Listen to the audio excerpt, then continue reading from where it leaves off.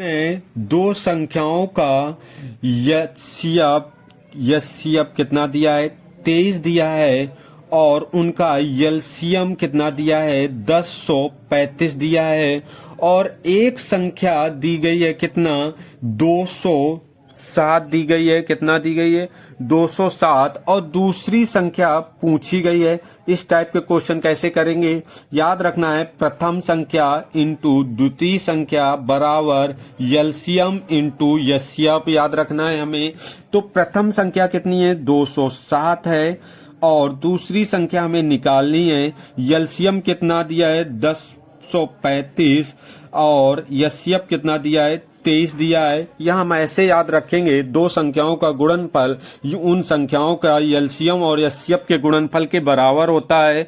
हम क्या करेंगे काट लेंगे 23 का कट जाएगा 207 काटेंगे कितने बार 9 बार 9 का भाग देंगे कितना आ जाएगा एक रे आ जाएगा 9 रहेगा 9 1 और 5 कितना 115 यानी कि संख्या दूसरी संख्या कितनी आ जाएगी 115 आ जाएगी कितना आ जाएगी 115।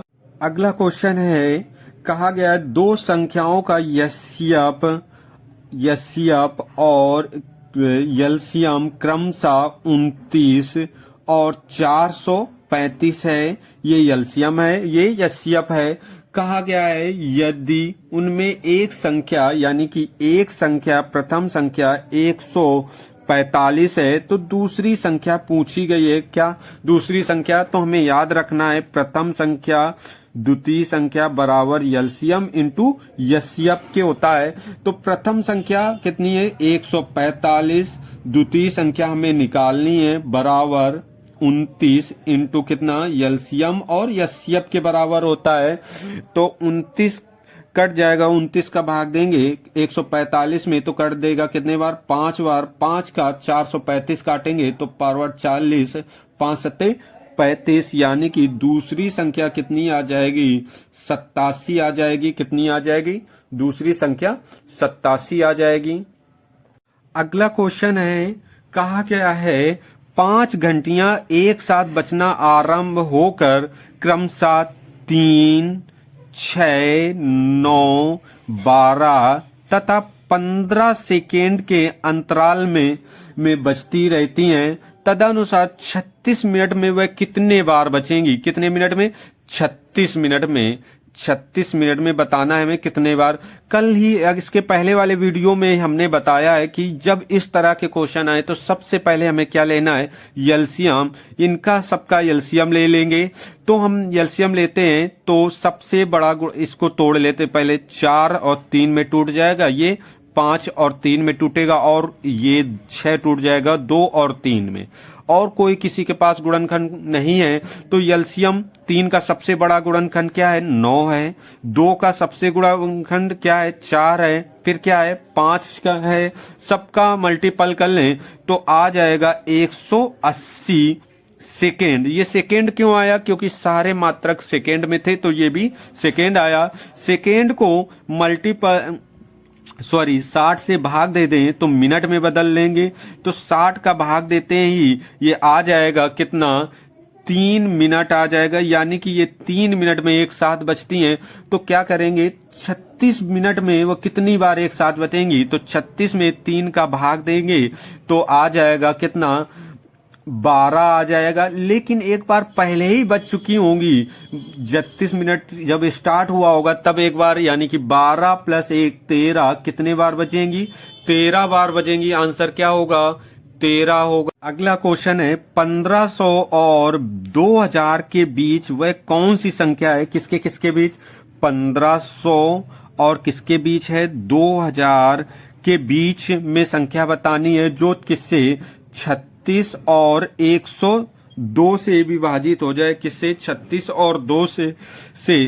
तो हम सबसे पहले 36 और 102 का क्या लेंगे एलसीएम लेंगे 36 का तोड़ेंगे क्या टूटेगा 9 और 4 में टूट जाएगा 9 चौको 36 और 102 किसमें टूटेगा 2 में 17 में 3 में 17 छक्का 102 होगा, लेकिन 17 6 नहीं टूटेगा। 6 के पास 2 और 3 अलग अलग गुणनखंड होते हैं, हम अलग अलग ही कर लेंगे।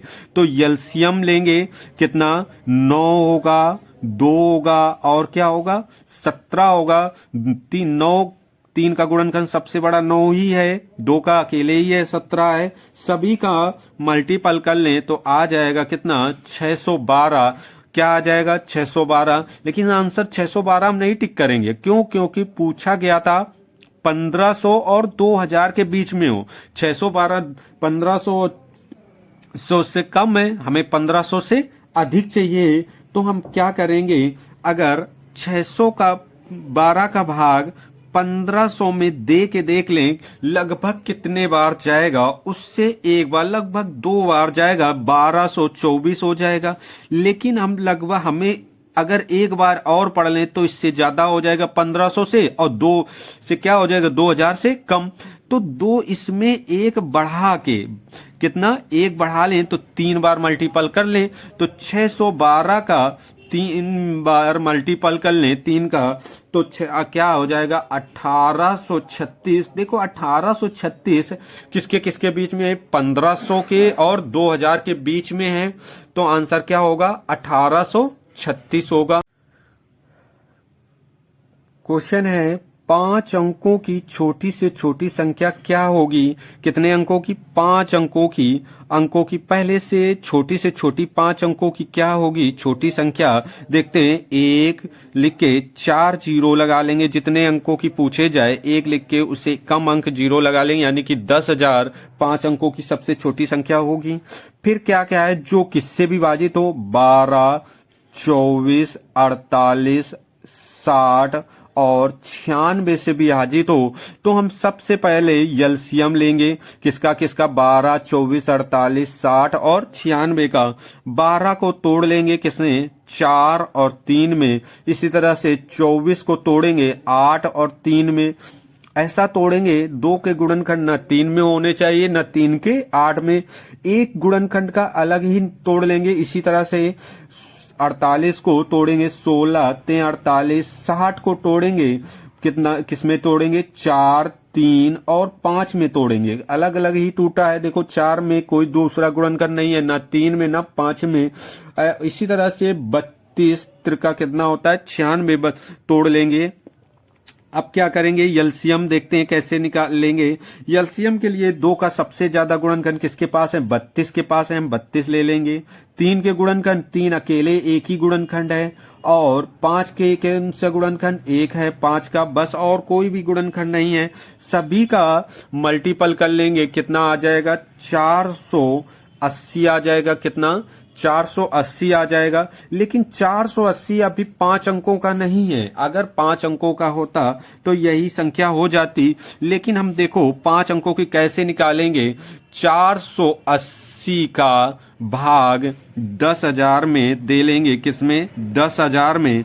लगभग कितने बार जाएगा, 20 बार चला जाएगा। लगभग एक बार कमी रखेंगे यहाँ पर, कितने बार लगभग जाएगा, 20 का मल्टीपल करेंगे तो कितना आ जाएगा, 9,600 आ जाएगा, 9,600 आ जाएगा। 20 का मल्टीपल करेंगे अगर तो कितना शेष बच जाएगा, 400 शेष बच जाएगा। लेकिन अगर 10,000 में 400 घटा लेंगे तो ये 5 अंकों की न रह के 4 अंकों की संख्या हो जाएगी। तो हम सीधा क्या करें, ये 20 बार हमने 480 का भाग 20 बार किया है, हम एक बार बढ़ा के यहाँ मल्टीपल कर लें तो कितना, 21 का कर लें तो हो जाएगा, कितना आ जाएगा, 10,080 हो जाएगा। मल्टीपल करने के बाद कितना हो जाएगा, 10,080। देखो ये 5 अंकों की संख्या है, 10,080 5 अंकों की संख्या है। तो हमें पूछा क्या गया था, 5 अंकों की होनी चाहिए संख्या।